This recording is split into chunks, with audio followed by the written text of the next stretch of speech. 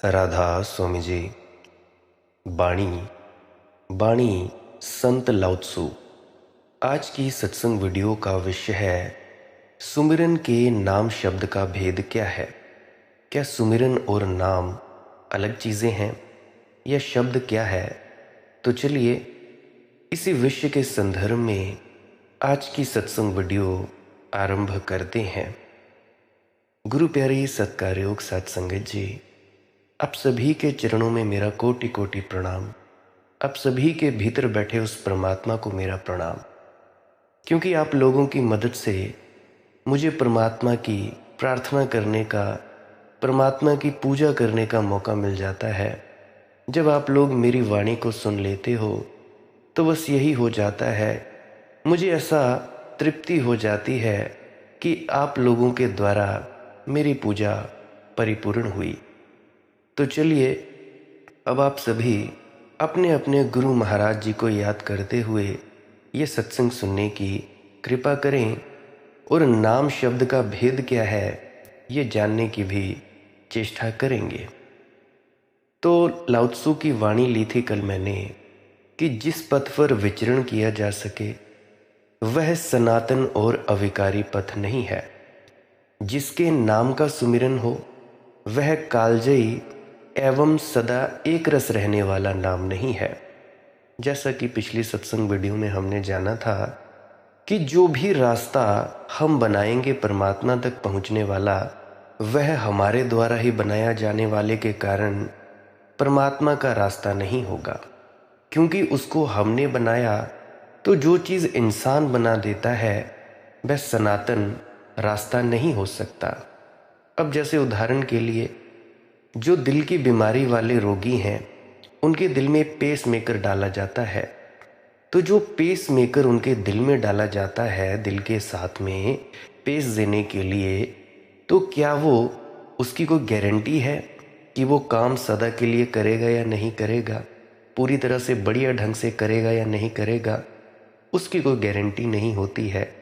हालांकि डॉक्टर बताते हैं कि इसकी इतनी गारंटी है, इसकी ये गारंटी है, परंतु फिर भी फुल गारंटी नहीं होती है। परंतु परमात्मा के द्वारा बनाया गया जो हृदय है, ये जो दिल बनाया गया है, ये इतना कॉम्प्लेक्स स्ट्रक्चर है, इतने परिपूर्ण ढंग से बनाया गया है कि हमें भी नहीं पता कि ये बना कैसे है, ये काम कैसे करता है। हम इतने सूक्ष्म जगत तक नहीं पहुंच पाए हैं। ये किन प्राणों से स्वचालित होता है। तो भाई जो भी रास्ता तुम बनाओगे वह तुम्हारे बनाए जाने के कारण सत्य सनातन नहीं होगा और वह अविकारी पथ नहीं होगा। यह हमने कल की वीडियो में जाना था। तो आज हम नाम शब्द के भेद के बारे में जानने की कोशिश करेंगे।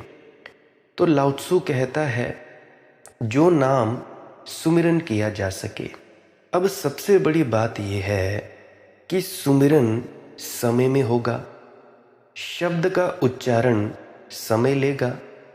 एक पूरा शब्द भी हम एक क्षण में नहीं बोल पाते, एक हिस्सा बोल पाते हैं, फिर दूसरा, फिर तीसरा। अभी जैसे मैंने कल वीडियो अंत में ख़त्म की थी कि जब मैं बोलता हूँ समय, तब भी समय बह रहा है। स बोलता हूँ और हिस्से में, म बोलता हूँ और हिस्से में, यह बोलता हूँ और हिस्से में। तो जो भी तुम लोग सिमरन करोगे, 5 नाम के शब्दों का सिमरन करते हो, 3 नाम के शब्दों का महामृत्युंजय जाप करते हो, ओम नमः शिवाय करते हो, राधा स्वामी जपते हो, ब्यास बालों का नाम जपते हो, निरंकारियों के हिसाब से जपते हो, या और भी बहुत सारे संप्रदाय हैं, पंथ हैं, उनके हिसाब से जपते हो, तो ये जो भी जपना है तुम्हारा, ये जो भी शब्दों का उच्चारण है तुम्हारा, ये समय के बीच में ही होगा। क्योंकि इन शब्दों का हम बुनियाद मुकर्रर कर सकते हैं कि यह कब बने थे, और ये मर भी जाएंगे। पुराने शब्द मर गए, नए शब्द हम पैदा करते हैं और आगे आने वाले और शब्द बनते जाते हैं। तो कहने का मतलब ये भी वो सच्चा नाम नहीं है, क्योंकि ये समय के भीतर आता है। हिराक्लतु ने कहा है you can not step twice in the same river, यानी एक ही नदी में दोबारा नहीं उतर सकते हो, क्योंकि जब दोबारा उतरने आओगे तब वह नदी तो बह गई होगी। हेराक्लतु भी बहुत कंजूसी से कह रहा है, सच तो ये है, one can not step even once in the same river, क्योंकि जब मेरे पैर का तलवा पानी के ऊपर की धार को छूता है, नदी भागी जा रही है, और जब मेरा तलवा थोड़ा सा प्रवेश करता है तब भी नदी भागी जा रही है। जब मैं नदी को स्पर्श करता हूँ तब नदी में पानी और था, और जब मैं नदी की तलहटी में पहुँचता हूँ तब पानी और है, एक बार भी नहीं छू सकता। और नदी तो ठीक ही है, जब नदी को मैं छू रहा हूँ तो नदी ही बदल रही होती तो भी ठीक था। जो पैर छू रहा है वह भी उतनी ही तेजी से बदला जा रहा है। नहीं, नदी में दोबारा उतरना तो असंभव है, एक बार भी उतरना असंभव है।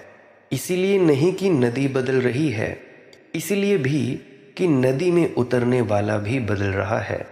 जब नदी की पहली सतह पर मैंने पैर रखा तो मेरा मन और था, और जब नदी की आधी सतह पर मैं पहुंचा था तो मेरा मन और हो गया, और जब तलहटी में मेरा पैर पड़ा तब मेरा मन और था। नहीं, इतना ही नहीं कि शरीर बदल रहा है, मेरा मन भी बदला जा रहा है। महात्मा बुद्ध कहते थे अनेक बार, कोई आता तो बुद्ध कहते उससे जाते वक्त, ध्यान रखना तुम जो आए थे वही वापस नहीं लौट रहे हो। अभी घड़ी भर पहले वह आदमी आया था। चौंक जाते थे लोग और कहते थे, क्या कहते हैं आप? बुद्ध कहते थे, निश्चित ही, तुमने सुना, मैंने कहा, इतने में भी सब बदल गया है। अब जैसा कि तुम सभी मुझे सुन रहे हो, तो कम से कम आधा पौना घंटा सुनोगे। कुछ लोग हैं जो पूरा पूरा 1 घंटा मुझे सुनोगे। तो जो मुझे 1 घंटा पूरा सुनेंगे, क्या उनके मन को बदलाहट नहीं आएगी? क्या मेरे सुनने के कारण आपका मन बदलेगा नहीं? जो आपके मन में शंकाएं होंगी, जो आपके मन में वहम भ्रम होंगे, वो सब टूटते जाएंगे और आपका मन बदल जाता है। तो झेन फकीर बोकुजू एक पुल के नीचे से गुजर रहा है। साथी है एक साथ में। वह साथी बोकुजू से कहता है, देखते हैं आप कितने जोर से नदी बही जा रही है। बोकुजू कहता है, नदी का बहना तो कोई भी देखता है मेरे मित्र, जरा गौर से देख, पुल भी कितने जोर से बहा जा रहा है। The bridge. वह आदमी चौंक कर चारों तरफ देखता है। ब्रिज तो अपनी जगह खड़ा है, पुल कहीं बहते हैं, नदियां बहती हैं। वह आदमी चौंक कर बोकुजू की तरफ देखता है। बोकुजू कहता है, और ये तो अभी मैंने तुझसे पूरी बात ना कही, और गौर से देख, पुल पर जो खड़े हैं वे और भी जोर से बहे जा रहे हैं। यहाँ जो भी घटित होता है समय के भीतर वह परिवर्तन है, और इसी परिवर्तन को काल कहा जाता है।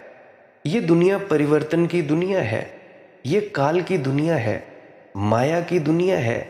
जो भी तुम्हारे आसपास दिखाई दे रहा है ये सब माया है। ये है नहीं, पर तुम लोगों को दिखाई पड़ती है। तुम लोग ये माया नहीं हो, तुम लोग ये शरीर नहीं हो, तुम लोग ये मन नहीं हो, ये विचार नहीं हो, तुम लोग कुछ और हो। ये सारी दुनिया परिवर्तन की दुनिया है। यहाँ जो भी कहा जाता है वह मिट जाएगा, यहाँ जो भी लिखा जाता है वह बुझ जाएगा। यह सब हस्ताक्षर रेत के ऊपर हैं, रेत पर भी नहीं, पानी पर। तो जो परमात्मा का स्मरण किया जा सके होठों से, वाणी से, शब्दों से, समय में, स्थान में नहीं, वह कालजयी नाम नहीं है। कालजयी का मतलब काल के परे। वह नाम नहीं है जो समय के पार है। इन 5 शब्दों का जाप, इस महामृत्युंजय शब्दों का जाप, ओम नमः शिवाय, गायत्री का जाप, ये समय के अंदर है। क्योंकि जब गायत्री पहली बार उतरी थी तो उसके पहले भी ये दुनिया थी। तो ये गायत्री समय के भीतर ही पैदा हुई। जब स्वामी जी महाराज नहीं थे इस दुनिया में, तब भी तो कोई ना कोई शब्द होगा, कोई ना कोई नाम होगा। तो ये जो शब्द हैं, ये वर्णात्मक नाम है। वर्णात्मक मतलब उस मालिक की महिमा के नाम जो भी तुम लेते हो। अब जैसे उदाहरण के लिए ओंकार, अब ये जो नाम है ये परमात्मा का एक नाम है। ये मैंने एक छोटी सी उदाहरण दी है। अब बहुत से नाम हैं परमात्मा के। कोई सतनाम कहता है, कोई सतपुरुष कहता है, कोई सतलोक कहता है, कोई अनामी कहता है, कोई वाहेगुरु कहता है, कोई कुछ कहता है, तो कोई कुछ कहता है। ये जितने भी नाम हैं ये सब समय के भीतर है और ये वर्णात्मक नाम है। वर्णात्मक नाम से मतलब जिससे उस मालिक की महिमा का बखान किया जा सके। लेकिन जो सच्चा नाम है उसको स्मरण नहीं किया जा सकता। उसे कोई जान सकता है, बोल नहीं सकता। उसे कोई जी सकता है, पुकार नहीं सकता। उसमें कोई हो सकता है, लेकिन अपने होंठों पर, अपनी जीभ पर उसे नहीं रख सकता, नहीं रख सकता। ये जो भी तुम शब्दों का जाप करते हो, ये क्यों करते हो? अब थोड़ा इसको भी जानने की चेष्टा करेंगे, समझाने की चेष्टा करूँगा। समझ आ जाए तो ठीक, नहीं तो मौज मालिक की मस्ती तो आप ले ही रहे हैं। तो ये जो दुनिया है, ये दुनिया है काल की दुनिया। इस दुनिया में हमारा जो मन है ये काल है। हमारे अंदर जो संकल्प उठते हैं, जो स्फुरणाएं उठती हैं, जो विचार उठते हैं, जो भी तस्वीरें बनती हैं, ये जो तस्वीरें हैं, इन संकल्पों, विकल्पों और ये जो स्फुरणाएं हैं, इन्हीं के कारण तुम्हारी अगली दुनिया बनती है। अभी कोई है जिसको घर चाहिए, तो वो वासना रखता है कि मुझे घर चाहिए। एक ना एक दिन उसे घर मिल ही जाएगा। क्यों मिला? क्योंकि उसने सोच रखा था, उसने ये संकल्प कर रखा था कि मुझे घर चाहिए ही चाहिए। अब कोई व्यक्ति है, उसने 1 लाख रुपए कमाना हो, तो किसी ना किसी दिन वो व्यक्ति 1 लाख रुपए कमाना ही लगेगा। कोई भी व्यक्ति जो जो सोचता है वही वही उसके साथ होता जाता है। जैसी वासना रखता है, जैसी कामना रखता है, जैसा जैसा वो सोचता है, जैसा जैसा इंसान चाहता है, उसके संकल्प के अनुसार उसे वो चीज़ें मिलती जाती हैं। अब तुम में से बहुत सारे होंगे, तुम लोगों ने जो जो चाहा था वही वही तुम्हारे साथ हुआ है। देखो, कर्म 2 तरह के हैं। एक कर्म जो पूरी सृष्टि ये कर रही है, ये जो ब्रह्मांडीय मन है या परमात्मा है, वो पूरा परमात्मा एक अलग तरह का कर्म कर रहा है और उसके बीच में तुम सब भी कर्म कर रहे हो। एक तो वो जो परमात्मा चाहता है कि ये हो, और दूसरा जो तुम अपनी इच्छा रख रहे हो कि ये हो। अब देखो, परमात्मा जो भी चाहता है कि ऐसा हो, वो तो तुम्हारे लिए अच्छा ही सोचेगा। परंतु अगर तुम लोगों ने उसके बीच में अपनी एक इच्छा पैदा कर दी, तो तुम्हारी इच्छा के अनुसार भी तुम्हारा कर्म बनेगा और उस कर्म के अनुसार तुम्हें फल भी मिलेगा। तो कहने का मतलब, अगर परमात्मा ने तुम्हारे लिए 20 लाख रुपए सोचे थे कि 20 लाख देने हैं, अब तुम्हारी छोटी बुद्धि, क्षुद्र बुद्धि, तुम मांगते फिरो कि परमात्मा मुझे 1 लाख चाहिए, मुझे 2 लाख चाहिए, मुझे 3 लाख चाहिए। तो तुम जो मांगोगे, फिर परमात्मा बोलेगा कि चलो ठीक है, तुम्हारी इच्छा पूरी कर देते हैं, तो तुम्हें वो 1, 2 या 3 लाख ही मिलेगा। परंतु परमात्मा ने तुम्हारे लिए कुछ और सोचा था और तुम लोगों ने अपने लिए सोचा एक अहंकारवश, तो तुम्हें उतना ही मिला जितनी तुम्हारी बुद्धि हो सकती थी। तो इसीलिए हमेशा कहा जाता है, मालिक की रज़ा और भाने में रहा जाए। तो ये तो थे कर्म। तो अब मैं ये बताने जा रहा हूँ कि भाई, इन शब्दों के जपने का मकसद क्या है। अब देखो, ये जो भी तुम्हें शब्द दिए जाते हैं, इन्हें कोई मतलब तो होता नहीं, इनका कोई खास मतलब नहीं। सब परमात्मा के ही नाम है। कोई कुछ नाम तो कोई कुछ नाम, कोई 5 नाम तो कोई 3 नाम, कोई ओम नमः शिवाय, कोई महामृत्युंजय मंत्र कि ओम त्र्यंबकम यजामहे सुगंधिम पुष्टिवर्धनम उर्वारुकमिव बंधनान मृत्योर्मुक्षीयमामृता। अब ऐसे ये महामृत्युंजय मंत्र है, ऐसे ही गायत्री भी है। तो ये जो भी जिस भी प्रकार के मंत्र हैं, इनमें एक खास तरह की ऊर्जा भी होती है। अब बहुत से मंत्र हैं जो सिद्ध भी किए होते हैं। अब जैसे तुम लोगों ने इन 5 नामों को सिद्ध कर लिया। सिद्ध करने से मतलब जैसे ही तुम इसे जपना शुरू करोगे, तुम्हारे सारे विचार एकदम से बंद हो जाएंगे, तुम्हारा मन एकाग्र हो जाएगा और तुम जो मन से करवाना चाहो वो करवा लोगे। पहले मन एक घोड़ा है, पागल घोड़ा, इधर उधर भाग रहा था। तुम लोग जपते गए जपते गए जपते गए। इस जाप के कारण तुम लोगों ने अपने मन को काबू कर लिया। अब मन कोई संकल्प नहीं उठाता, कोई स्फुरण नहीं उठाता, कोई वासना नहीं उठाता। तुम्हारा मन तुम्हारे काबू में आ जाता है। अब जैसे ही तुम्हारा मन काबू में आया तो नए संकल्प और विकल्प पैदा नहीं होते। मतलब कहने का, तुम्हारे मन के भीतर जो जो सोच बनती है, उसी सोच के अनुसार तुम्हारा भविष्य बनता है। जो व्यक्ति अपना यही सोचता है कि नहीं, मेरा घर वाला तो कभी ठीक नहीं होगा, ये ऐसे ही करता है, ये लड़ाई झगड़ा ही करता रहता है, ये वो करता है, मैं कभी ठीक नहीं हो सकता, मैं कभी ठीक नहीं हो सकती, मेरे घर में क्लेश ही क्लेश हैं, हमारे घर में पैसे की बड़ी दिक्कत है, तो क्या होगा? तुम्हारी सोच के अनुसार वही होगा। तुम लोग ज़रा सोचो, तुम यही सब तो सोचते हो। और जो व्यक्ति हमेशा सोचता है कि चलो कोई बात नहीं, मालिक की मौज, जो होता है उसकी बहाने में ही होता है, सब होता है अच्छा ही होता है, और जो होगा अच्छा ही होगा, तो इस सोच मात्र से कोई भी चीज़ होगी वो बदल जाएगी तुम्हारी अच्छाई में।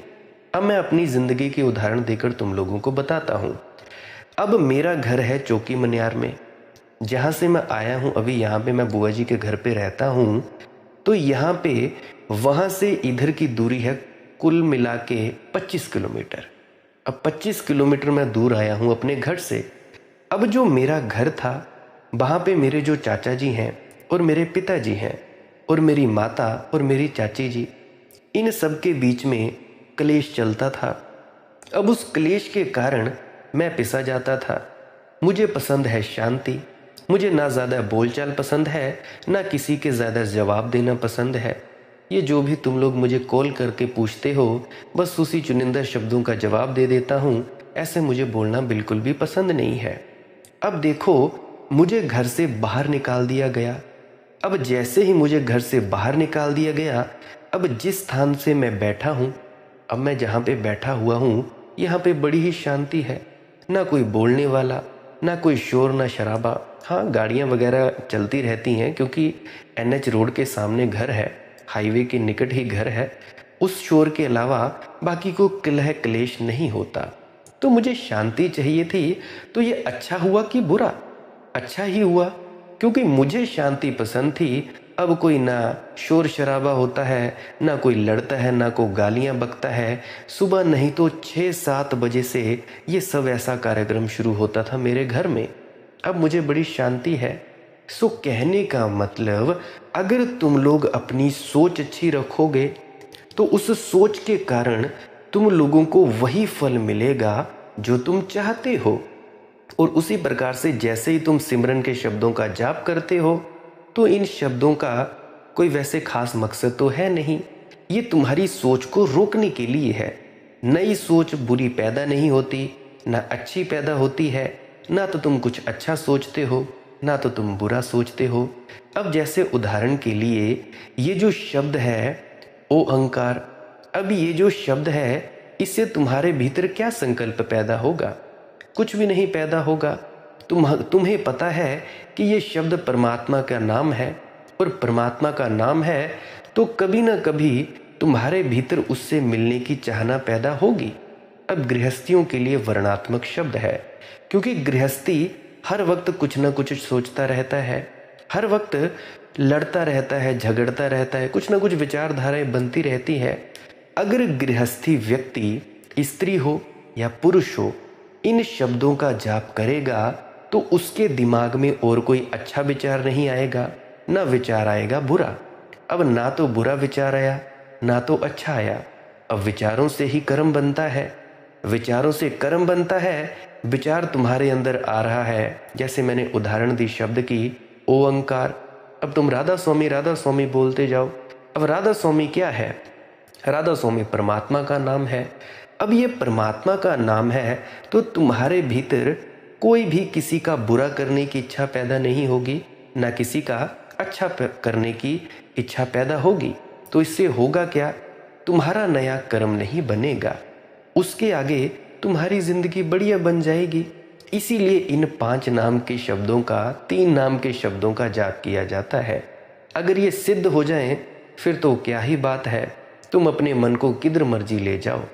अगर कोई भी व्यक्ति जो गृहस्थ में नहीं है, जो योगी है, तो उसके लिए साधना कुछ अलग प्रकार से दी जाती है। उसके लिए ये 5 नाम के शब्दों का जाप नहीं दिया जाता।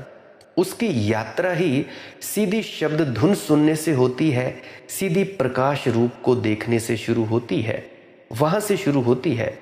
क्योंकि उसका मकसद ही एक होता है, खुद को जानना, अपने भीतर उतरना। पर तुम लोग गृहस्थी हो, इसलिए तुम लोग कोई ना कोई शब्दों का जाप जरूर किया करो। किसी न किसी गुरु को, वीतराग पुरुष को अपनी खोपड़ी में जरूर रखा करो, ताकि उसके सोचने मात्र से तुम्हारे अंदर भी बदलाव आए। तुम गृहस्थी हो, तुम कोई साधु संत सन्यासियों की तरह जिंदगी नहीं जीते हो। तो गृहस्थ में ये जो तरीका है, ये रास्ता है, ये सबसे बढ़िया रास्ता बताया गया था। अब जो भी लोग हैं 55 साल से ऊपर हैं, 60-70 साल से ऊपर हैं, कर्जों फर्जों से मुक्त हो गए हैं, उनके लिए इन सिमरन के शब्दों का कोई महत्व नहीं है। क्योंकि वे तो वैसे ही मरे हुए हैं, आधे मरे हुए हैं, आधी जिंदगी बची है और आधी कट गई है। मरे हुए हैं तो मरे हुए के कारण बहुत सौ के दिमाग में कोई भी इच्छा पैदा नहीं होती।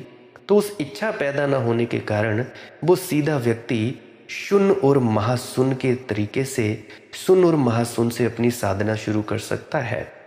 ये आध्यात्मिक मंजिलें हैं।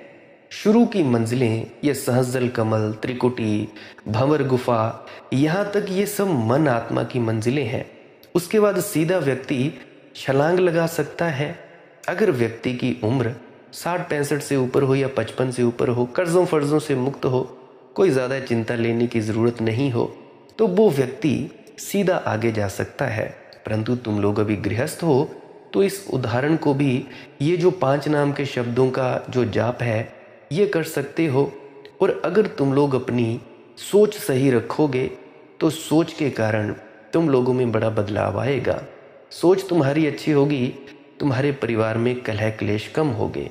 सोच अच्छी होगी, तुम खाना बनाओगी, स्त्रियां पुरुष खाना बनाएंगे, तो उस सोच के कारण तुम्हारे घर में कलह क्लेश नहीं होगा।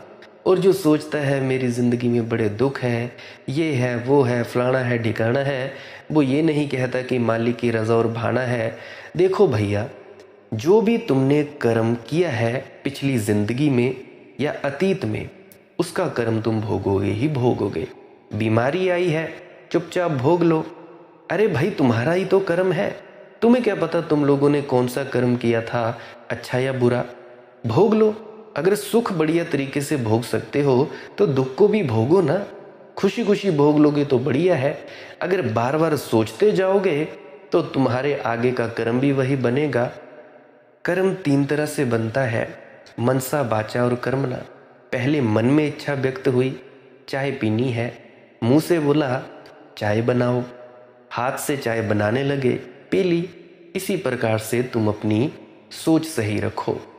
तो मैं बात कर रहा था कि जो भी नाम होठों से जपा जा सकता है वह सच्चा नाम नहीं है। ये तो सिर्फ तुम्हारे संकल्पों और स्फुरणाओं को रोकने के लिए है, तुम्हारी वासनाओं और इच्छाओं को रोकने के लिए है। अब तुम्हारे मन में इच्छा पैदा होती है, तस्वीर बनती है कि सेब खाना है, सेब खाना है, खा लेते हो। आइसक्रीम खानी है, खा लेते हो। इधर जाना है, चले जाते हो। उधर जाना है, उधर चले जाते हो। अगर तुम अपने सद्गुरु द्वारा दिए गए इन नामों का जप सिमरन करोगे तो इनका जप करने से तुम्हारे अंदर कोई बाकी इच्छा पैदा नहीं होगी।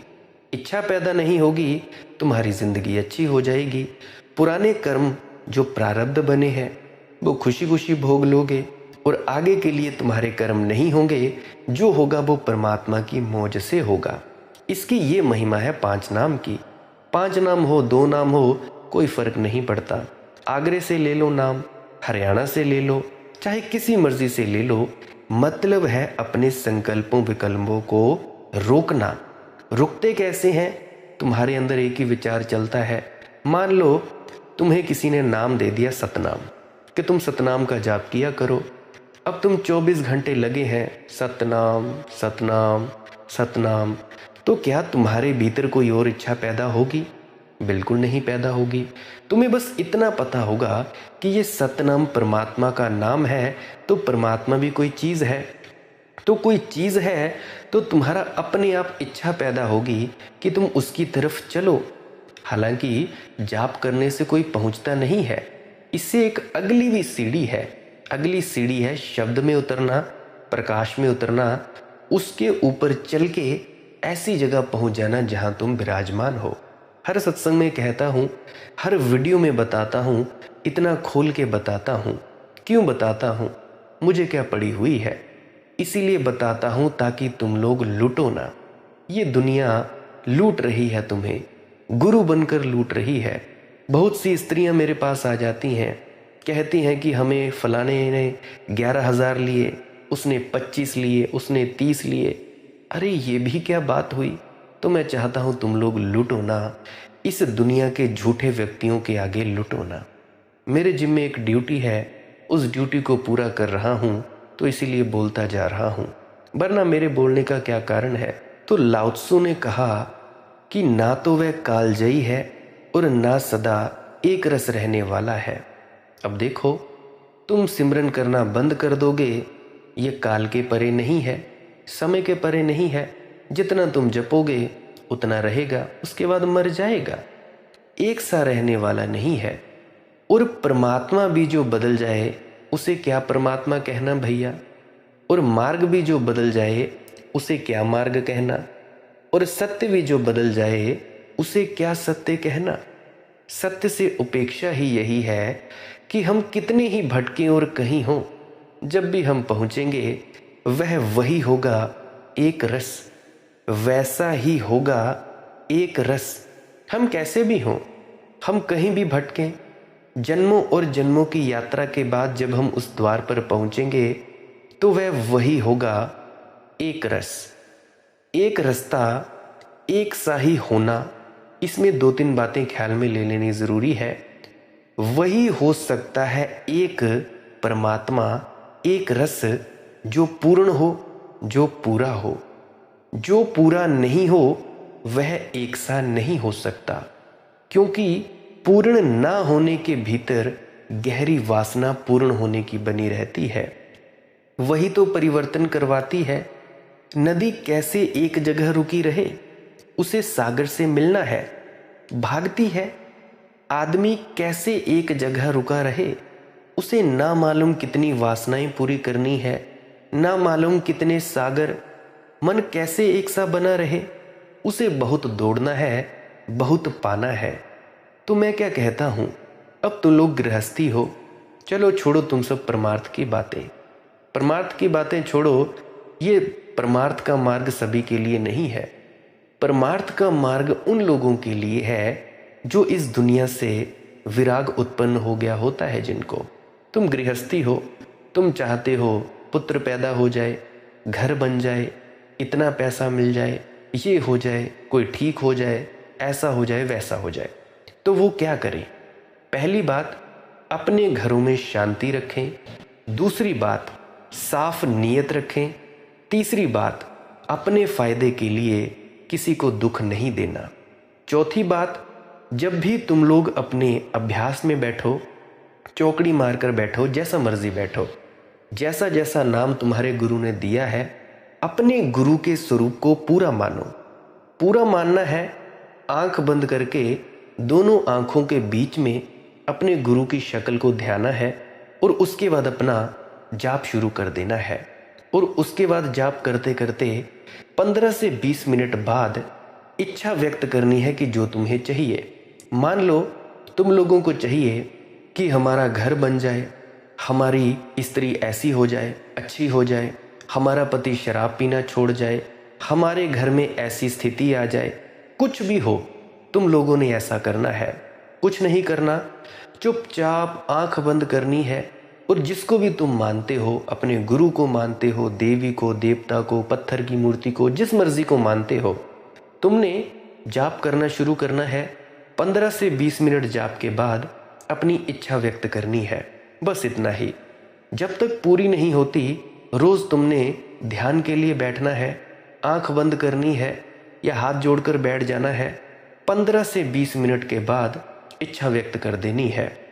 जिनको नामदान नहीं मिला है वो क्या कर सकते हैं, कोई भी मंत्र हो जो तुमको प्रिय हो, राधा स्वामी जपना हो राधा स्वामी जपो, ओम नमः शिवाय जपना हो ओम नमः शिवाय जपो, आप लोगों की मर्जी है।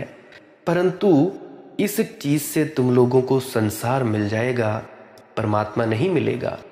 परमात्मा पाना है, उसके लिए थोड़ी और तालीम है, वो मैं थोड़ा आगे से आगे बताता रहता हूँ। फिलहाल मैंने गृहस्थ वालों के लिए बताया। जो लोग कुछ पाना चाहते हैं, अब बहुत सी बच्चियां हैं, बहुत से बच्चे हैं, लड़के लड़कियां हैं, तो वो पास होना चाहती हैं। कोई कुछ करना चाहते हैं तो कोई कुछ करना चाहते हैं, उनके एग्ज़ाम्स में कोई नंबर लाना चाहते हैं तो कुछ, वो बस ऐसा ही करें। एक श्वास क्रिया बताया करता हूँ, उसको करने के बाद भी ऐसा ही कर सकते हैं। जो भी इच्छा हो व्यक्त कर दें, पर ध्यान दें, अगर तुम लोगों ने उलट इच्छा पैदा की, किसी का नुकसान पहुंचाने की, किसी को कुछ भी उल्टा सीधा करने की, उसका फल तुम लोगों को बड़ी जल्दी मिलेगा। कहने का मतलब, अगर तुम लोग अपमान चाहते हो, अपनी बेइज्जती चाहते हो, तो किसी के बारे में बेइज्जती करना सोचने लगो और किसी को बेइज्जत करने लगो। अगर तुम सम्मान चाहते हो, सम्मान करो। अगर तुम प्यार चाहते हो, जिंदगी में प्यार देना शुरू करो। पैसा चाहते हो, पैसा देना शुरू करो। जो भी तुम चाहते हो जिंदगी में, उसको देना शुरू करो, अपने आप ही तुम तक आ जाएगा।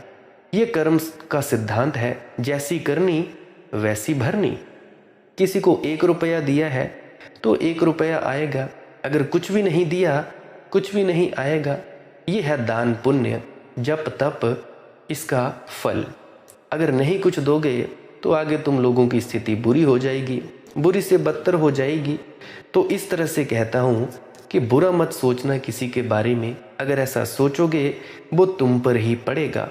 अगर किसी के घर को आग लगाने की सोचोगे कि उस फलाने व्यक्ति का घर जल जाए, आग लगे उदे कारनू, कखा दी कुल्ली फूक जाए, ये हो जाए वो हो जाए, तो भाई याद रखना, उसका घर तो बाद में जलेगा, तुम्हारा पहले जलने लगेगा।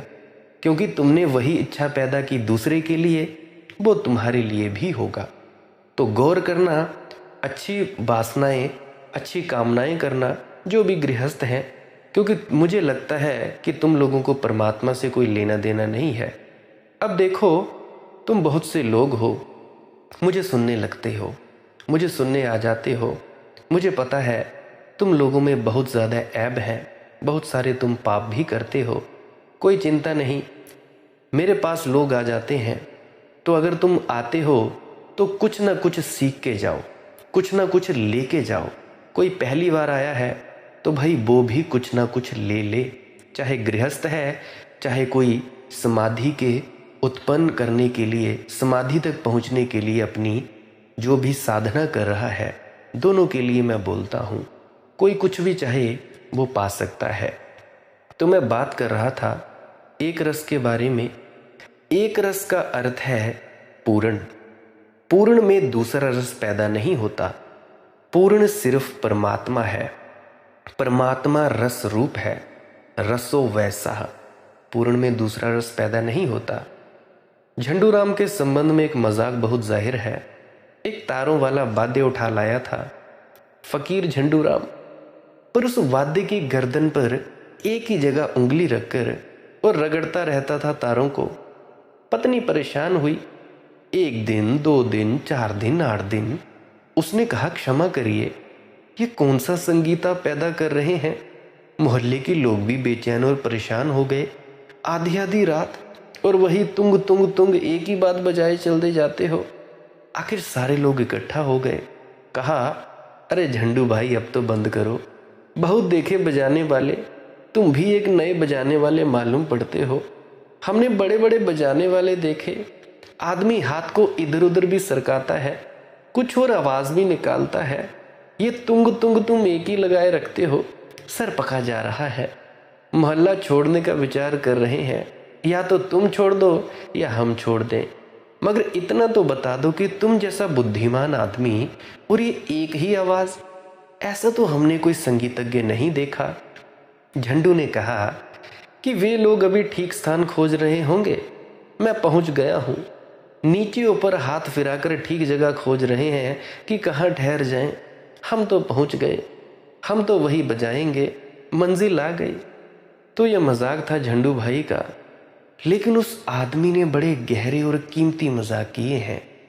अगर परमात्मा कोई सुर बजाता होगा, कोई धुन बजाता होगा, तो एक ही होगा। हाथ उसका इधर उधर न सरकता होगा, वहां कोई धारा न बहती होगी, वहां कोई परिवर्तन ना होगा, जिसको कहा जाता है सार शब्द।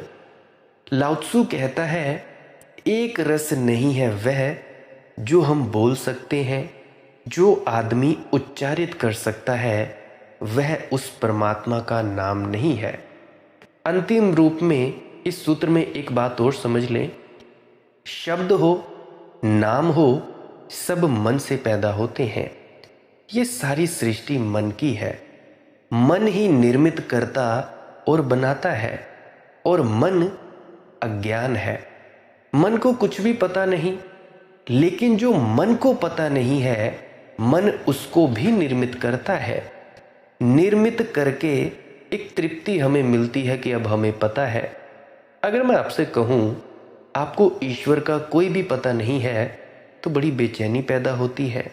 बहुत से होंगे जो भीतर जाते होंगे, चढ़ाई करते होंगे आंतरिक, उनको लगता है कि यह चढ़ाई है, शरीर हल्का हल्का महसूस होता होगा, माथे के बीच में जाते होंगे, प्रकाश ही प्रकाश हो जाता होगा, धुन को सुनते होंगे और बड़े आनंद में होते होंगे। अगर मैं उनको कहूँ कि आपको ईश्वर का कोई पता नहीं है, तो बड़ी बेचैनी पैदा होती है। लेकिन मैं आपसे कहूँ कि अरे आपको बिल्कुल पता है, आप जो सुबह ये 5 नाम जपते हो, राम राम जपते हो, वही तो है ईश्वर का नाम। मन को राहत मिलती है। अगर मैं आपसे कहूँ नहीं, कोई उसका नाम नहीं, और जो भी नाम तुमने लिया है, ध्यान रखना उससे उसका कोई भी संबंध नहीं है, तो मन बड़ी बेचैनी में, वैक्यूम में, शून्य में छूट जाता है। उसे कोई सहारा नहीं मिलता खड़ा होने को, पकड़ने को, और मन जल्दी ही सहारे खोजेगा। सहारा मिल जाए तो फिर और आगे खोजने की कोई ज़रूरत नहीं रह जाती। मन सब्स्टिट्यूट देता है सत्य के, सत्य की परिपूरक व्यवस्था कर देता है। कहता है ये रहा, इससे काम चल जाएगा। अब जैसे मैं कागज़ पर लिख दूं पानी, पानी लिख दिया, और एक पानी असली गिलास है, उसके भीतर पानी भरा है। वो पानी भरा है रसोई में, गिलास में भरकर रख दिया है। तुम एक कमरे में बैठे हो, तुम बोलते हो अरे मनदीप यार पानी तो पिला। मैं कागज़ पर लिख दूं पानी और तुम्हारे हाथ में पकड़ा दूं। मैं कहूं कि भाई इस पानी पानी को जप दे जाना, तुम्हारी प्यास बुझ जाएगी। तो क्या पानी पानी रटने से, पानी पानी का जाप करने से तुम्हारी प्यास बुझेगी? बिल्कुल नहीं बुझेगी। जब तक तुम इस पानी शब्द का अर्थ समझोगे, इस पानी शब्द से तुम्हारी समझ बढ़ेगी, और तुम किसी पीर फकीर पैगंबर, किसी गुरु के सत्संग में जाओगे, उससे पता करोगे कि पानी कैसे पिया जाता है, कहाँ मिलता है। तुम रसोई में जाओगे, पानी का गिलास उठाओगे और पी लोगे। फिर क्या तुम पानी पानी का जाप करोगे? नहीं करोगे ना। उसी तरह से मेरे भाइयों और मेरे बहनों, मेरे चाहने वालों, मेरे प्रेमी सज्जनों, ये जो शब्दों का जाप है ये परमात्मा नहीं है, ये वो सच्चा नाम नहीं है। ये बस उसकी महिमा का वखान करते हैं। जैसे अभी मैंने तुम्हें पानी के माध्यम से उदाहरण दी, तो भाई मन सब्स्टिट्यूट देता है सत्य के, परिपूरक व्यवस्था करता है, कहता है कि जिस कागज पर लिखे गए पानी शब्द से काम चल जाएगा। और जो मन पर रुक जाते हैं वे उन रास्तों पर रुक जाएंगे जो आदमी के बनाए हुए हैं, उन शास्त्रों पर रुक जाएंगे जो आदमी के निर्मित, और उन नामों को रुक जाएंगे जिनका परमात्मा से कोई भी संबंध नहीं है। इस पहले ही छोटे से परम वचन में लाओ त्सु सारी संभावनाएं तोड़ देता है, सारे सहारे छीन लेता है। आदमी का मन जो भी कर सकता है उसकी सारी की सारी पूर्व भूमिका नष्ट कर देता है। सोचेंगे हम कि अगर ऐसा ही है तो अब लाओ त्से आगे लिखेगा क्या, कहेगा क्या? जो नहीं कहा जा सकता उसको कहेगा, जिस रास्ते पर विचरण नहीं हो सकता उसका क्या इशारा करेगा? किस अविकारी को, किस कालजयी को इंगित कर रहा है, शब्दों में उसे लाओ त्सु बांधेगा कैसे? लाओ त्सु की पूरी प्रक्रिया निषेध की होगी। इसीलिए निषेध के संबंध में कुछ बातें समझ लें ताकि आगे आने वाले सत्संग वीडियोस में लाओ त्सु को समझना आसान हो जाए। मुझे मालूम है जो मैंने कल की पहली वीडियो दी थी लाओ त्सु के संबंध में, वो समझनी थोड़ी मुश्किल थी। आज मैंने कोशिश की है और आसान से आसान शब्दों को लेने की, देसी से देसी शब्दों को लेने की, ताकि तुम लोगों के कुछ पल्ले पड़े। क्योंकि मुझे लगता है कि मुझ अनपढ़ की भाषा तुम लोग पढ़े लिखों के लोगों में दिमागों में समझ नहीं आती है, तो मैं सोचता हूँ थोड़ा बढ़िया शब्दों का प्रयोग करूँ, तो करता रहूँगा। अगर फिर भी किसी को समझ ना आए तो माफ़ी, बार बार सुन लिया करो। नहीं भी समझ आए तो अरे यार आनंद में ही उतर जाया करो, मस्ती में उतर जाया करो, सुन के ही आनंद उतर जाया करो। तो मैं क्या बात कर रहा था? मैं ये बोल रहा हूँ कि निषेध के संबंध में कुछ बात समझ ले। निषेध क्या है कि हम किसी भी बात को रोक देते हैं कि भाई ये नहीं है। दो है रास्ते इस जगत में इशारा करने के। एक रास्ता है पॉजिटिव, विधायक इंगित करने का। आप मुझसे पूछते हैं क्या है यह, मैं नाम ले देता हूँ, दीवार है, दरवाज़ा है, मकान है। विधायक उंगली सीधा इशारा कर देती है, डायरेक्ट ये रहा। तुम रसोई में गए, तुमने मुझसे पूछा कि मनदीप यार चाय कहाँ है, मैंने चाय बनाई होगी, उंगली कर दूंगा, ये रही चाय गैस पर। आप पूछते थे दरवाज़ा कहाँ है, मैं उंगली कर दूंगा ये है। आप पूछते हैं गैस कहाँ है, मैं इशारा कर दूंगा उंगली से, ये है यहाँ रहा। लेकिन अंगुलियों से जिस तरफ इशारे किए जा सकते हैं वे क्षुद्र ही हो सकती हैं चीज़ें। विराट की तरफ अंगुलियों से इशारे नहीं किए जा सकते, क्षुद्र की तरफ इशारा अंगुली से किया जा सकता है। कोई पूछता है परमात्मा कहाँ है, तो नहीं कहा जा सकता ये है, उंगली से नहीं कहा जा सकता। परमात्मा की तरफ इशारे अंगुलियों से नहीं करने पड़ते, सब अंगुलियां बांधकर मुट्ठी बंद करके करने पड़ते हैं कि ये है।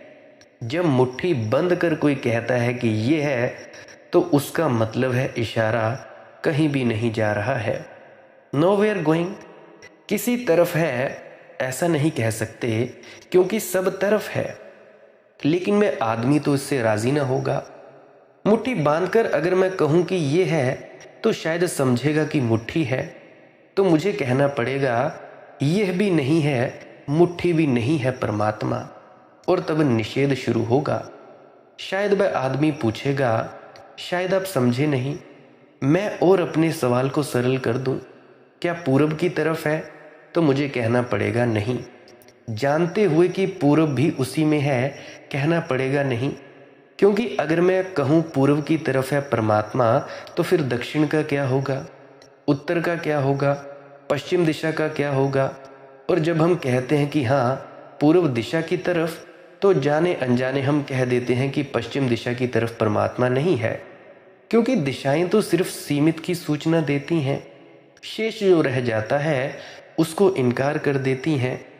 तो दूसरा रास्ता है निषेध इंगित का।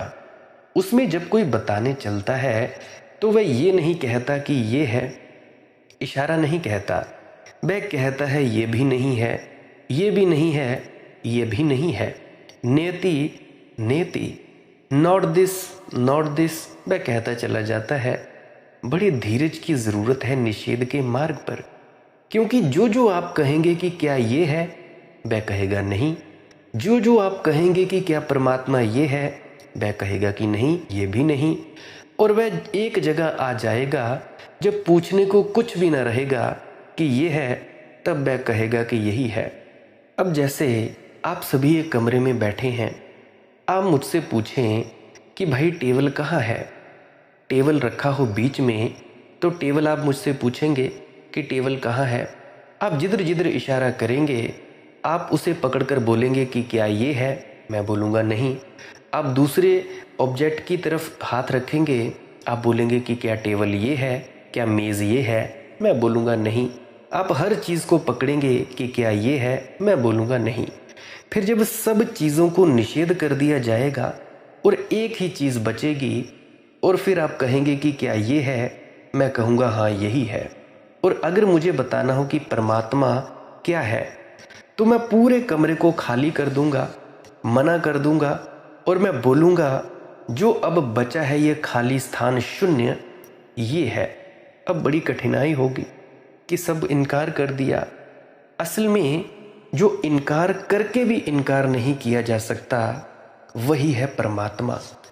जिसे हम इनकार कर दें और इनकार हो जाए, उसकी क्या सत्ता है। आदमी के हाँ कहने पर जिसका होना निर्भर है, आदमी के ना कहने पर जिसका ना होना निर्भर है, उसका भी कोई मूल्य है।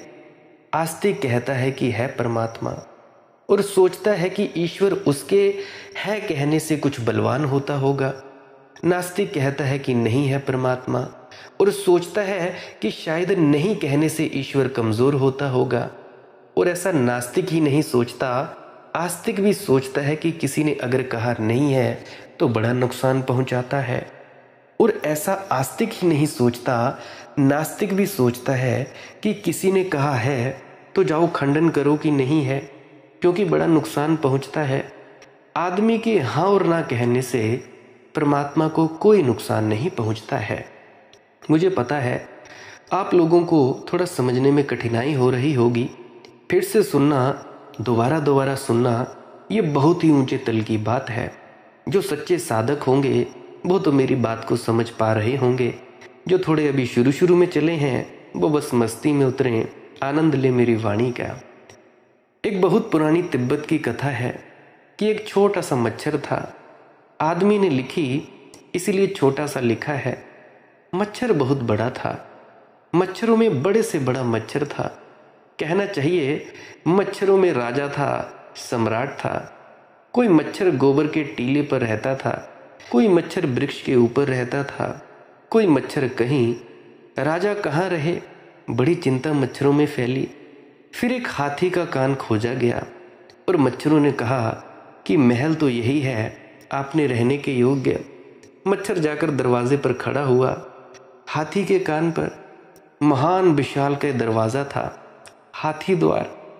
मच्छर ने दरवाजे पर खड़े होकर कहा कि यह सुन हाथी, मैं मच्छरों का राजा, फला फला मेरा नाम, आज से तुझ पर कृपा करता हूँ और तेरे कान को अपना घर बनाता हूँ। जैसा कि रिवाज था, मच्छर ने 3 बार घोषणा की, क्योंकि ये उचित नहीं था कि किसी के भीतर निवास स्थान बनाया जाए और खबर न की जाए। हाथी खड़ा सुनता रहा। मच्छर ने सोचा, ठीक है, मौनम सम्मति लक्षणम, वह सम्मति देता है क्योंकि चुप है। फिर मच्छर वर्षों तक रहता था, आता था, जाता था। उसके बच्चे, संतति और बड़ा विस्तार हुआ। बड़ा परिवार वहाँ रहने लगा।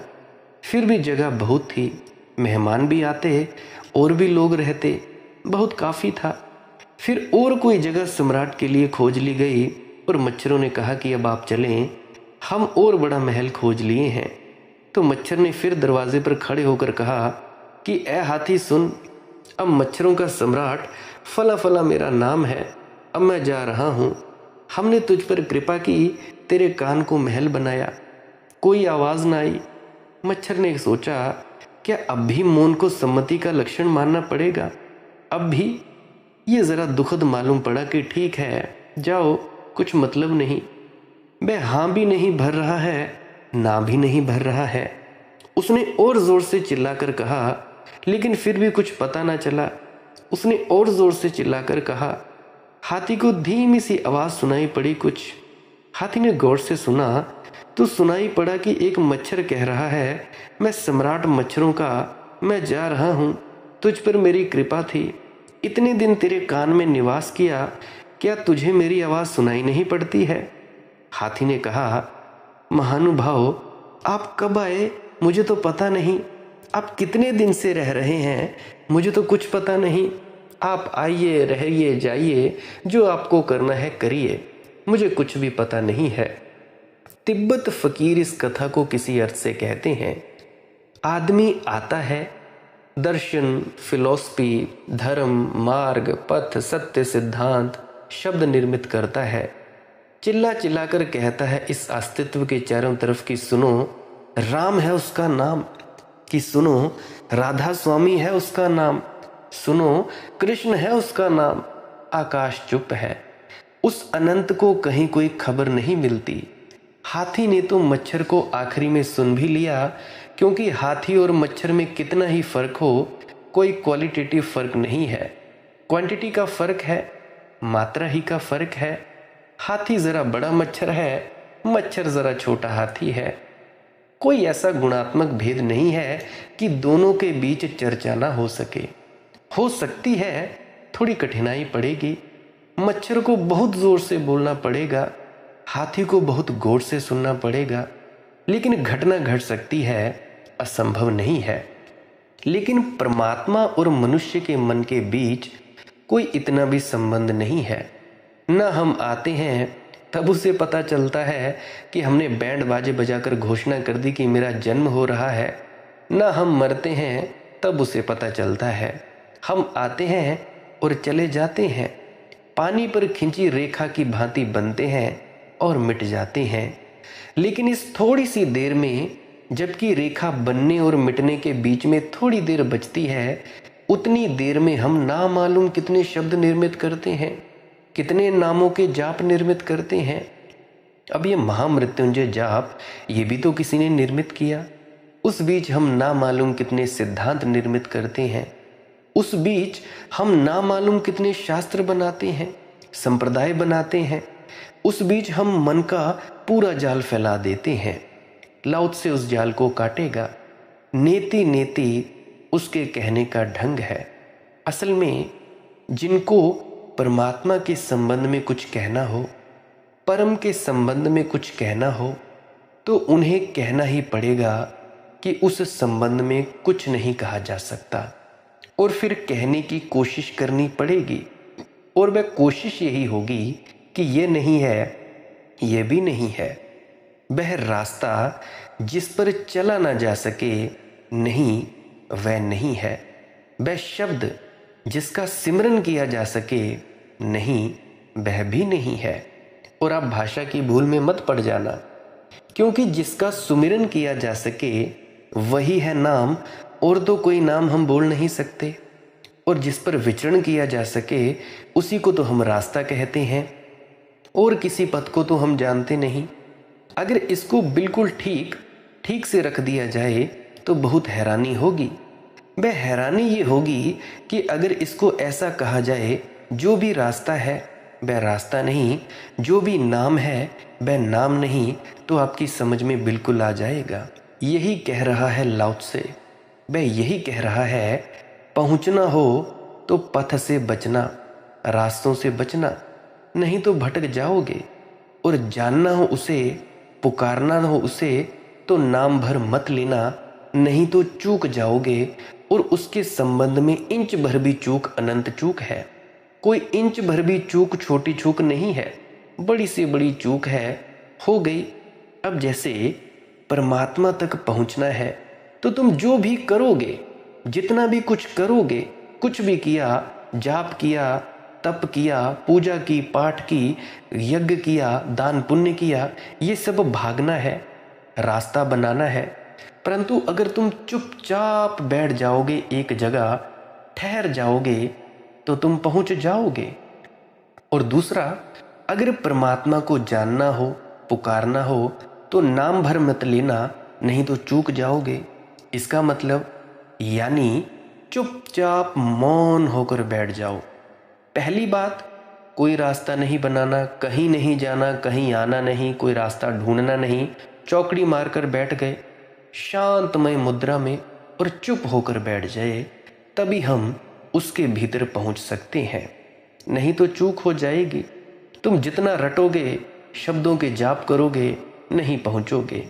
शब्दों के जाप के बारे में मैंने आपको पीछे बता दिया कि क्यों किया जाता है, काहे किया जाता है, रोज रोज बताता चलता हूं। असल बात है शब्द में उतरना। चुपचाप मौन हो जाओगे, शब्द धुन सुनते लगोगे, प्रकाश को देखने लगोगे, उसके भीतर प्रविष्ट करोगे, तो तुम उस शब्द और प्रकाश के जरिए वहां पहुंच जाओगे जहां तुम्हारा होना है। यही बात महाराज चरण सिंह जी अपने सत्संगों में बयान किया करते थे। सुन लेना उनके सत्संग। शब्द और प्रकाश के बारे में बहुत दफ़ा, कई दफ़ा हर सत्संग में ही वो जिक्र किया करते थे। सुन लेना ताकि मुझे फिर से दोहराना ना पड़े। मुझे एक कहानी याद आती है मारप्पा की। मारप्पा के सामने एक युवक आकर बैठा है। वह 3 वर्ष से मारप्पा के पास है और मारप्पा से कह रहा है, रास्ता बताइए, कुछ उसका पता ठिकाना बताइए, परमात्मा का बताइए, कुछ नाम हो तो बोलिए। और जब भी वह कहता है कि कुछ उसका पता ठिकाना बताइए, तभी अगर मारप्पा बोलता भी है तो एकदम चुप हो जाता है। वैसे बोलता रहता है। और जब भी वह लड़का बोलता कि कुछ परमात्मा का पता ठिकाना बताइए, अभी तो आप बोल ही रहे हैं, थोड़ा उसका भी बता दीजिए, कि मारप्पा एकदम आंख बंद करके चुप हो जाता। अगर मारप्पा का शिष्य पूछता कि कोई तो रास्ता बताइए, तो वह चल भी नहीं रहा हो, रास्ते पर तो एकदम खड़ा हो जाता है। 3 साल में परेशान हो गया। उसने कहा कि हद हो गई, वैसे आप थोड़ा चलते भी हैं, और जब भी मैं रास्ता पूछता हूँ, रास्ते की बात उठाता हूँ, तो आप एकदम ठहर जाते हैं। वैसे आप बोलते हैं कोई इतराज आपको बोलने में नहीं है, लेकिन जैसे ही मैं उस परमात्मा की खबर पूछता हूँ कि आप आंख बंद करके होंठ सी लेते हैं, और मैं उसी के लिए आया हूँ। ना तो आपका बाकी चलना मुझे कोई प्रयोजन है, और ना आपकी बाकी बातों से मुझे कोई मतलब है। लेकिन मारप्पा तो आंख ही बंद करके बैठ जाता है जब ऐसी बात छिड़ती। आखिर एक दिन उस युवक ने कहा, अब मैं जाऊं? मारप्पा ने पूछा, तुम आए ही कब थे? 3 साल से तुम दरवाजे के बाहर ही घूम रहे हो, आते कहाँ भीतर? जाने की आज्ञा किससे लेते हो? मैंने 1 सेकंड को नहीं जाना कि तुम भीतर आए। कई बार मैं दरवाज़ा खोलकर खड़ा हो गया, कई बार रुक गया कि शायद मैं चलता हूँ, इसीलिए तुम प्रवेश न कर पाते हो, तो मैं खड़ा हो गया। जब भी तुमने सवाल पूछा, मैंने तुम्हें जवाब दिया है। उस युवक ने कहा, अब तो हद हो गई। यही तो बेचैनी है कि जब भी मैंने सवाल पूछा, आप चुप क्यों रह गए? ऐसे आप बोलते रहते हैं, ये भी इल्ज़ाम मुझ पर लगा रहे हैं। इसीलिए तो मैं जाता हूँ छोड़कर कि तुमने जब भी मुझसे कुछ बताना चाहा, तुम चुप ही रह गए। मारप्पा ने कहा, वही था जवाब। काश तुम भी उस वक्त चुप रह जाते। काश जब मैं चलते चलते ठहर गया था, तुम भी ठहर जाते, तो मिलन हो जाता तुम्हारा। बताना है उसके संबंध में तो चुप होना पड़ता है, मौन होना पड़ता है। चलना है उसके संबंध में किसी को तो खड़े हो जाना पड़ता है। उल्टी दिखती हैं बातें, लेकिन ऐसा ही है। अंतर्मुखी साधना यही है। चुपचाप बैठ जाओ, ठहर जाओ, आंख बंद करके मौन हो जाओ। लाओ से एक एक कदम एक एक चीज़ को गिराता चलेगा। उस जगह ले जाएगा आपको जहाँ कुछ भी ना बचे गिराने को, आप भी ना बचें, खालीपन रह जाए। मैं तुम में से तुमको ही निकाल दूंगा, जो भी तुम लोग मुझे सुन रहे हो। तुम में से तुम का जब निकल ना जाए तब तक हटूंगा नहीं। पता नहीं कब तक जिंदगानी है, कब तक रहूंगा, तो भाई बोलता जाऊंगा। और खालीपन ही निर्विकार है। ध्यान रखें, जहां कुछ भी आया, विचार आया, वहीं विकार आ जाता है। शून्य के अतिरिक्त और कोई पवित्रता नहीं है। शून्य के अतिरिक्त और कोई निर्दोष इनोसेंट स्थिति नहीं है। जरा सा कंपन एक विचार का कि नरक के द्वार खुल जाते हैं। जरा का एक रेखा खिंच जाना मन में और संसार निर्मित हो जाता है। जरा सी वासना की कौंध और अनंत जन्मों का चक्कर शुरू हो जाता है। शून्य, बिल्कुल शून्य। नहीं है कोई आकार उठता भीतर, नहीं कोई शब्द, नहीं कोई नाम, नहीं कोई रास्ता, नहीं कोई मंजिल। ना कहीं आना है, ना कुछ पहुंचना है, ना कुछ पाना है। ऐसी जब कोई स्थिति बनती है तब ताओ प्रकट होता है, वो परमात्मा प्रकट होता है, तब रास्ता प्रकट होता है, तब वह नाम सुना जाता है जिसको सार शब्द कहा जाता है, तब वह अविकारी और सनातन नियम बोध में आता है। वह नियम अराजकता जिसके विपरीत नहीं है, वह नियम जो अराजकता को भी अपने गर्भ में समाये हुए है। भैया समझना तो बड़ा मुश्किल है, खैर फिर भी मुझे लगता है आज बहुत ही ऊंची बात कर गया हूँ। किसी को समझ में आए, शायद किसी को समझ में ना भी आए, तो मुझे माफ़ करना। ऊंची बात कहने के लिए मजबूर हूँ, क्योंकि भीतर से जो स्फुरना है, जो भीतर से वो बोल रहा है, इस यंत्र से बोल रहा है, मेरे से नहीं रोका जाता। अब मुझे भी नहीं पता वो ऐसी ऊंची बात क्यों कह रहा है। मुझे तो ये इस बात का अनुभव है कि ये बोला क्या जा रहा है, वो क्या बुलवा रहा है, वो किस तरफ इशारा करवा रहा है। अगर आप में से किसी को नहीं समझ आ रहा, उसके लिए माफ़ी चाहता हूँ। फिर भी बार बार अगर इसको सुनोगे, एकांत होकर, एकाग्र होकर इस वीडियो को सुनोगे, आपको ज़रूर समझ में आ जाएगा। भजन सिमरन करते रहिए। सिमरन और भजन क्या है, पूरी वीडियो का सार दे देता हूँ इसमें। सिमरन शब्दों का जाप, शब्दों का जाप करने से एकाग्रता बनती है, विल पावर बनती है, इच्छा शक्ति बनती है। मन तुम्हारा एकाग्र हो जाता है, एक बिंदु पर केंद्रित हो जाता है। अगर किसी को कुछ चाहिए परमात्मा से, दोनों आंखों के मध्य में सिमरन करे और भाई कोई भी चीज़ मांग ले, मिल जाएगी, अवश्य ही मिलेगी। हर किसी को मिलती है। जो मांगू ठाकुर अपने ते, सोई सोई देवे। बड्डा दाता देंदा दे लैंदा थक पाए, जुगा जुगंतर खाई खाए। ये बाबा नानक की बाणी है। तो जो भी मांगना हो मांग लेना। अगर तुमने इससे आगे बढ़ना हो तो क्या करना होगा? करना क्या है? सिमरन के शब्दों के जाप के जरिए मन एकाग्र हो। एकाग्र हो गया, उसके बाद जब शब्द धुन सुनाई पड़े, ये प्रकाश दिखाई पड़े, इस प्रकाश को देखते रहना है और इस शब्द धुन को सुनते रहना है। ये शब्द धुन और प्रकाश तुम्हें वहां पहुंचा देगा जहां तुम्हारा अपना आपा है। अब इस प्रकाश को कोई तो देख रहा है, इस धुन को कोई तो सुन रहा है। जो सुन रहा है, जो देख रहा है, वो है तुम्हारी आत्मा। सुरत और नृत्य की शक्ति, ये हो तुम। अब ये आत्मा एक शब्द है। जैसे मैंने पीछे बताया कि कागज पर लिखा गया पानी एक शब्द है, पानी पीना और चीज है। उसी प्रकार से ये जो मैं तुम लोगों को बता रहा हूं, इस पर अमल करने से तुम जैसा जैसा प्रैक्टिकल करोगे, अभ्यास करोगे, तुम वहां जरूर पहुंच जाओगे। अपने आपे में, अपने आप में स्थित हो जाओगे। श्री कृष्ण के अनुसार स्थिति प्रज्ञ हो जाओगे। ये है असली परमार्थ, ये है असली संतों की शिक्षा। मैं कोई नई शिक्षा नहीं बोल रहा हूं, ये है सत्य सनातन शिक्षा।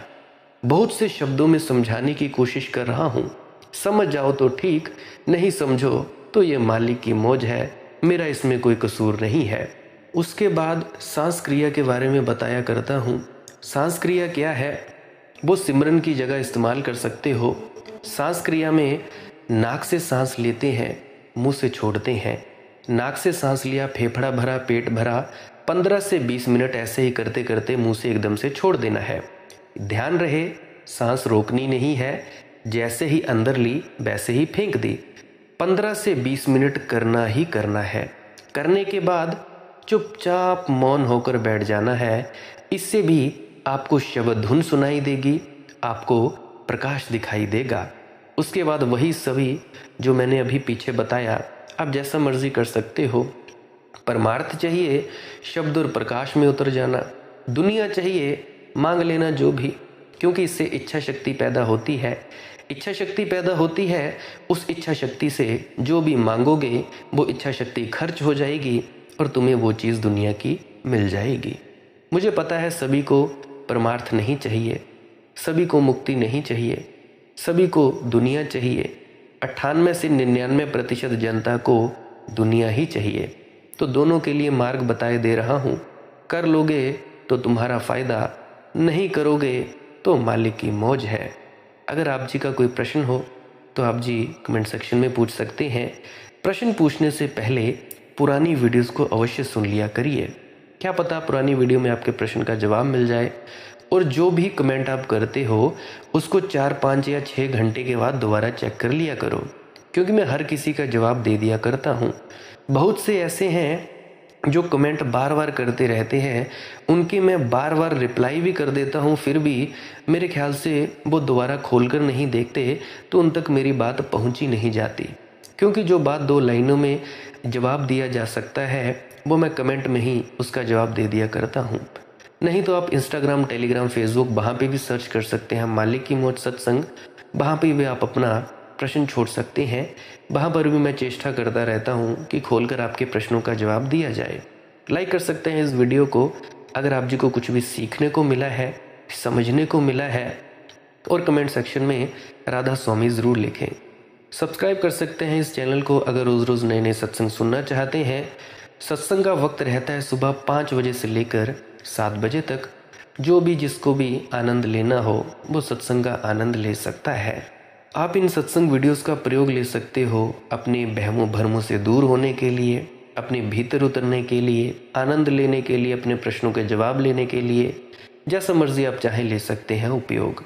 शेयर कर सकते हैं इस वीडियो को अपने ज़रूरतमंद साथियों से जिनको आप लगता है कि इनको ज़रूर सुनना चाहिए। बाकी अगर किसी से ये सब ना हो वो कोई चिंता न ले, वो बस मस्ती में रहे, आनंद ले इन सत्संगों का। आप मुझे इतने अंत तक सुनते हो इसके लिए आपका बहुत बहुत शुक्रिया, बहुत बहुत धन्यवाद। अंत में आपके भीतर बैठे परमात्मा को प्रणाम करता हूँ। मेरा प्रणाम स्वीकार करें। राधा स्वामी जी।